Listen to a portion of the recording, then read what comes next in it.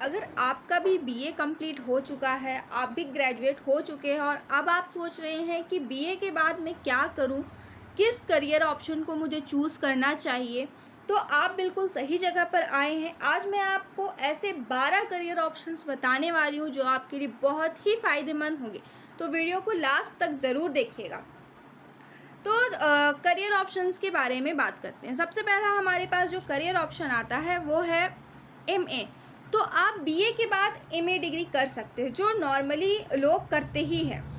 इससे आपको एक बेनिफिट क्या होगा कि जब आप एमए करते हैं या फिर पीजी करते हैं, पीजी जिसमें एमए भी आता है, तो इसको करने के बाद आप नेट का एग्ज़ाम दे सकते हैं। नेट के एग्ज़ाम के बाद या तो आप पीएचडी कर सकते हैं या आप किसी भी यूनिवर्सिटी में, किसी भी कॉलेज में एक असिस्टेंट प्रोफेसर के तौर पर काम कर सकते हैं। ठीक है, इसके लिए आप में कोई ऐसा नहीं है कि आपको किसी स्किल की ज़रूरत है, ऐसा बिल्कुल नहीं है। आप बस जैसे बीए की डिग्री आपने ली है, बस उसी तरह से आप एमए की डिग्री ले लीजिए। उसके बाद आप नेट का एग्ज़ाम दे दीजिए। नेट के एग्ज़ाम के बाद या आप पीएचडी कर लीजिए या आप किसी भी कॉलेज में असिस्टेंट प्रोफेसर के रूप में काम करिए। सेकेंड करियर ऑप्शन आता है हमारा एमबीए। अगर आप अपना खुद का बिजनेस बनाना चाहते हैं या फिर आप कोई कॉरपोरेट लैडर क्लाइम करना चाहते हैं, तो ये डिग्री आपके लिए बहुत ही आइडियल साबित होगी। तो ये क्या है, मास्टर्स ऑफ बिजनेस एडमिनिस्ट्रेशन। ठीक है, तो इसके लिए आपको क्या करना होगा, एक तो सबसे पहला है कि आपको किसी भी फील्ड में आपको बीए कंप्लीट करना होगा। आपका जब बैचलर डिग्री कंप्लीट हो जाएगा तब फिर आपको कैट, मैट या जी मैट एग्ज़ाम को क्वालिफाई करना होगा। जब आप इस एग्ज़ाम को क्वालिफाई कर लीजिएगा तब ही आप एमबीए कर सकते हैं। और उसके बाद आप अगर खुद का बिजनेस लॉन्च करने का सोच रहे हैं तो ये आपके लिए बेस्ट ऑप्शन रहेगा एमबीए करना। उसके बाद आता है कि बहुत सारे लोग एलएलबी करते हैं। तो एलएलबी में क्या होता है, अब एलएलबी ऐसा नहीं है कि एलएलबी कर रहे हैं तो आप लॉयर बन गए। एलएलबी करने पर कोई लॉयर नहीं बनता है। ठीक है, तो एलएलबी आपके लिए, अगर आप चाह रहे हैं कि आपको लॉ करना है, आगे जा कर के आपको एडवोकेट बनना है, तो आपके लिए एलएलबी बेस्ट होगा। तो एलएलबी के लिए आपको करना क्या है, आपके पास कोई भी बैचलर डिग्री होनी चाहिए, किसी भी फील्ड में आपके पास बैचलर डिग्री होनी चाहिए। और इसके बाद आपको एक एंट्रेंस एग्ज़ाम क्वालिफाई करना पड़ेगा, जिसको क्या कहते हैं, क्लैट या सी लैट या फिर कॉमन लॉ एडमिशन टेस्ट कहते हैं। ठीक है, आपको इसको इस एंट्रेंस एग्ज़ाम को पास करना पड़ेगा। उसके बाद ही आप एलएलबी में एडमिशन ले सकते हैं। जब आपका एलएलबी में एडमिशन हो जाएगा, एलएलबी आप जब कंप्लीट कर लोगे, तब फिर आप एडवोकेट के लिए जब आपको प्रैक्टिस करना होगा, तो उससे पहले आपको बार काउंसिल ऑफ इंडिया का एग्ज़ाम देना होगा। आप जब उसमें एग्ज़ाम को क्लियर कर लोगे तब फिर आप एज एन एडवोकेट प्रैक्टिस कर सकते हो। ठीक है, तो इसके लिए आपके पास कुछ स्किल्स रिक्वायर होंगी। क्या क्या होना चाहिए, तो आप में एक क्रिटिकल थिंकिंग होना चाहिए। ठीक है, कि आप किस तरह से चीज़ों को सोच सकते हो। आपके पास बेहतर कम्युनिकेशन स्किल होना चाहिए कि आप लोगों से कितना अच्छे से बात कर सकते हो। रिसर्च एबिलिटीज़ होनी चाहिए आप में, और अटेंशन टू डिटेल होना चाहिए। ठीक है, आप किसी प्रॉब्लम को आप कितनी अच्छे से सॉल्व कर पाते हो, कितना अटेंशन दे पाते हो, तो ये सारी चीज़ें आप में होनी चाहिए। चौथा हमारा आता है सिविल सर्विसेज एंड गवर्नमेंट। ये भी एक अच्छा ऑप्शन है अगर आप सोच रहे हैं कि मुझे सिविल सर्विसेज में जाना है। तो इसके लिए सबसे पहला तो आपको किसी भी फील्ड में बीए की डिग्री कंप्लीट होनी चाहिए। आप बीएससी करिए, बीए करिए, बीकॉम करिए, उससे कोई मतलब नहीं है, बस आपका ग्रेजुएशन होना चाहिए। ग्रेजुएशन होने के बाद ज़्यादातर लोग तो यूपीएससी करते हैं। यूपीएससी का भी एग्ज़ाम आप दे सकते हैं, एसएससी का एग्ज़ाम दे सकते हैं, बीपीएससी का एग्ज़ाम दे सकते हैं। तो ये सारे एग्ज़ाम जो है वो सिविल सर्विसेज के लिए ही आते हैं। इसमें पोस्टिंग अलग अलग होती है। ठीक है, तो इस चीज़ को आपको ध्यान देना है। तो आपने जैसे यूपीएससी एग्ज़ाम दिया, तो यूपीएससी एग्ज़ाम में क्या होता है, पहले तो आपको प्रीलिम्स क्लियर करना पड़ता है, फिर मेंस क्लियर करना पड़ता है, और उसके बाद फिर आपका इंटरव्यू होता है।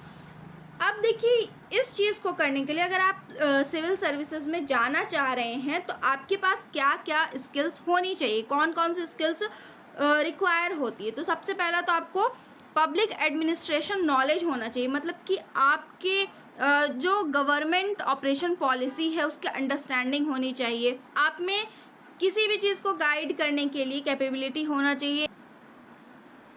आप में एक लीडरशिप होना चाहिए। स्ट्रॉन्ग कम्युनिकेशन होना चाहिए, और आप कोई भी प्रॉब्लम को किस तरह से सॉल्व कर रहे हैं, यानी कि आप में प्रॉब्लम सॉल्विंग स्किल्स सबसे ज़्यादा ज़रूरी है अगर आप सिविल सर्विसेज में जाना चाह रहे हैं। तो पांचवा हमारे पास करियर ऑप्शन आता है जर्नलिज्म एंड मास कम्युनिकेशन। ये एक बहुत ही अच्छा ऑप्शन है।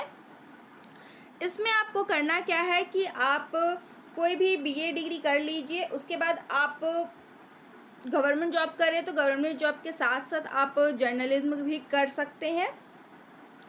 और अगर आप जैसे कि आपको बहुत ज़्यादा जिज्ञासा होती है किसी नए नए चीज़ों को जानने के लिए, लोगों को इन्फ्लुएंस करना है, लोगों को इन्फॉर्म करना है, एंटरटेन करना है, तो उसके लिए आप क्या कर सकते हैं, ब्रॉडकास्टिंग कर सकते हैं, या आप प्रिंट मीडिया का यूज़ कर सकते हैं, डिजिटल मीडिया का यूज़ कर सकते हैं। तो इन सब चीज़ों से आप क्या कर सकते हैं, जर्नलिज्म में आप अपना करियर बना सकते हैं, मास कम्युनिकेशन कर सकते हैं। तो आपको इसके लिए क्या करना होगा कि किसी भी फील्ड से बीए आपको कंप्लीट करना होगा, और इसको कंप्लीट करने के बाद क्या है कि आपको पोस्ट ग्रेजुएट डिप्लोमा या फिर सर्टिफिकेशन इन जर्नलिज्म या फिर मास कम्युनिकेशन या फिर मीडिया स्टडीज़ में आपको डिप्लोमा या फिर पोस्ट ग्रेजुएशन करना होगा, ठीक है। उसके बाद फिर आप प्रैक्टिकल एक्सपीरियंस करिए या कुछ भी करिए, तो ये आपके लिए बहुत ही अच्छा ऑप्शन हो सकता है। अगर आप में ये जिज्ञासा रहती है कि मुझे जानना है, लोगों को अवेयर करना है, ब्रॉडकास्टिंग करना है, तो आप ये सब कुछ कर सकते हैं। इसके लिए आपके पास क्या स्किल रिक्वायरमेंट्स हो सकती है, तो सबसे पहला तो आपको कम्युनिकेशन स्किल आना चाहिए कि आप जगह जगह पर लोगों के पास जा रहे हैं, ठीक है, इन्फॉर्मेशन कलेक्ट कर रहे हैं, तो वहाँ पे आपको कम्युनिकेशन स्किल की ज़रूरत होगी कि आप वहाँ के लोकल लोगों से किस तरह से बात कर सकते हो। रिसर्च और अडेप्टेबिलिटी होना चाहिए, यानी कि आप किसी नई जगह पर जाते हैं, आपके सामने कोई नई सिचुएशन आती है, तो आप उसको किस तरह से अडेप्ट कर लेते हो। आपको जो डिजिटल मीडिया है उसको अच्छी तरह से यूज़ करना आना चाहिए। राइटिंग और एडिटिंग, ये तो सबसे ज़्यादा ज़रूरी होता है कि आपको राइटिंग और एडिटिंग आना चाहिए, क्योंकि आपने मानते न्यूज़ कलेक्ट कर लिया, अब आपको लिखना ही नहीं आ रहा तो वो न्यूज़ किसी फ़ायदे का नहीं है, कोई मतलब ही नहीं रहेगा उस न्यूज़ का, ठीक है।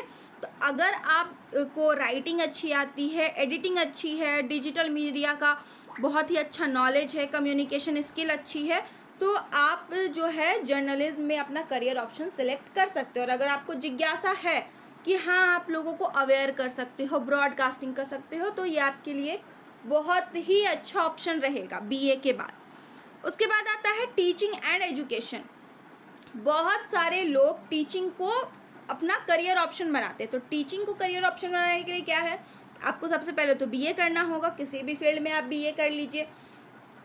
अब आपको टीचर बनने के लिए आपको अगर स्कूल लेवल में टीचर बनना है तो आपको बीएड करना होगा, बीएड। और अगर आपको कॉलेज लेवल में पढ़ाना है, ठीक है, 11th-12th को पढ़ाना है, +2 को पढ़ाना है, तो आपको एमए की डिग्री लेनी पड़ेगी।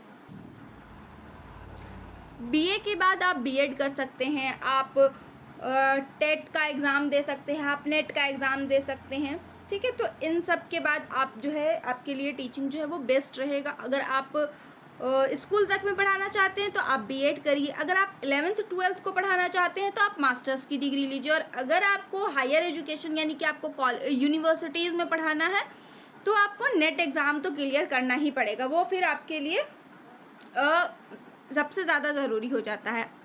अब आपके लिए इसमें स्किल्स क्या होने चाहिए, सब में कम्युनिकेशन स्किल आपका अच्छा होना चाहिए, और अगर आपको एक टीचर बनना है तो आप में पेशेंस होना चाहिए, क्योंकि बच्चे कुछ भी कभी भी बोल सकते हैं, ठीक है।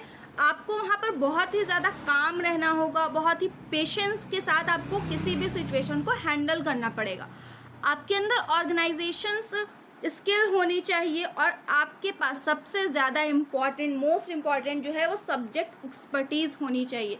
मतलब कि आप जिस सब्जेक्ट के टीचर बन रहे हैं, अगर आप में उस सब्जेक्ट का नॉलेज ही नहीं है तो फिर टीचिंग करना ही बेकार है, ठीक है। तो आप में सब्जेक्ट एक्सपर्टीज़ होनी चाहिए, ये सबसे ज़्यादा ज़रूरी है। 7 नंबर आता है social work and community services. तो अगर आप समाज सेवा करना चाहते हैं तो ऐसे बहुत सारे NGOs है जिससे आप जुड़ सकते हैं, गवर्नमेंट एजेंसीज़ है, स्कूल है, कम्युनिटी है, या फिर आप कोई मेंटल हेल्थ है तो उसमें काम कर सकते हैं, एजुकेशन है, चाइल्ड वेलफेयर के लिए आप काम कर सकते हैं।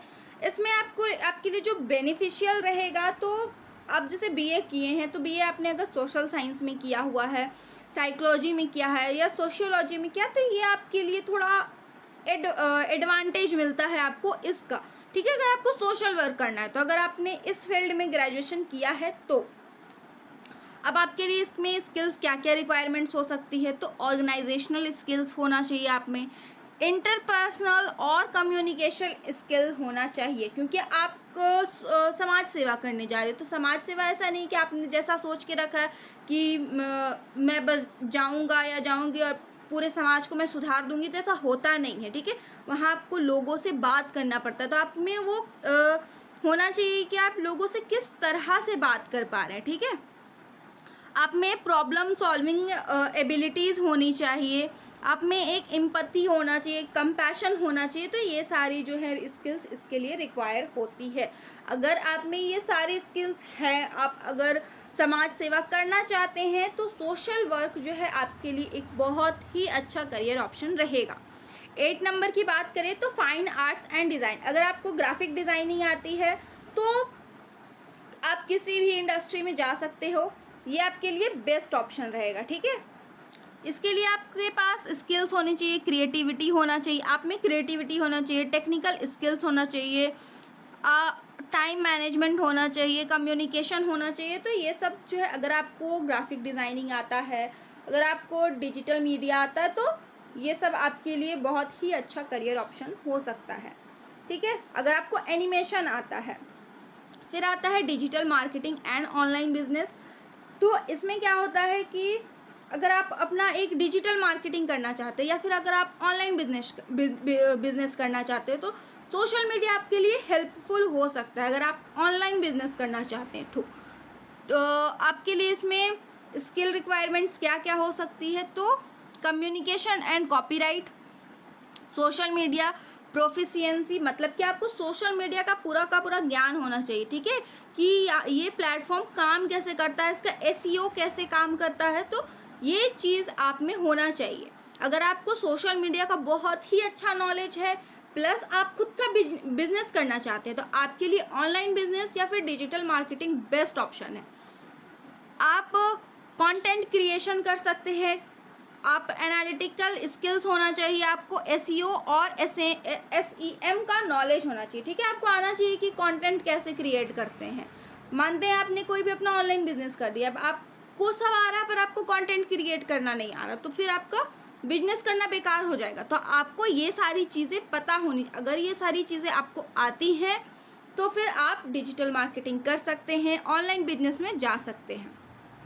10th आता है हमारा foreign language and international career. तो इसमें आपका स्किल रिक्वायरमेंट्स होता है कम्युनिकेशन एंड और इंटरपर्सनल स्किल्स, अटेंशन, ट्रांसलेशन। सबसे ज़्यादा इंपॉर्टेंट तो यही होता है कि इसमें आपको ट्रांसलेशन आना चाहिए, आपको बहुत सारे लैंग्वेज का मतलब ज्ञान होना चाहिए, आपको बहुत सारी भाषाएं आनी चाहिए, ठीक है, विदेशी भाषाएं आनी चाहिए। अगर आपको विदेशी भाषाएं आती हैं तो फिर आप ये कर सकते हैं। कल्चरल अवेयरनेस होना चाहिए, फ्लुएंसी इन फॉरेन लैंग्वेजेस होना चाहिए, ठीक है, मतलब कि आप कोई भी फॉरेन लैंग्वेज आप उसको फ्लुएंटली बोल सकते हो। 11वां नंबर आता है हमारा professional writing and content creation, और 12वां आता है हमारा लाइब्रेरी एंड इंफॉर्मेशन, ठीक है। तो आज की वीडियो के लिए बस इतना ही। मैं उम्मीद करती हूँ कि आपके लिए आपको जो करियर ऑप्शन चाहिए या फिर आप में जो एबिलिटीज़ हैं, हो सकता है आपको उसके अकॉर्डिंग यहाँ पे कोई करियर ऑप्शन मिल गया होगा आपको अपने लिए। अगली वीडियो में आपको जो भी जानना हो उसके लिए कमेंट करिए, मैं उस पर वीडियो बना दूंगी। आज की वीडियो के लिए बस इतना ही, मिलते हैं नेक्स्ट वीडियो में, तब तक के लिए टेक केयर।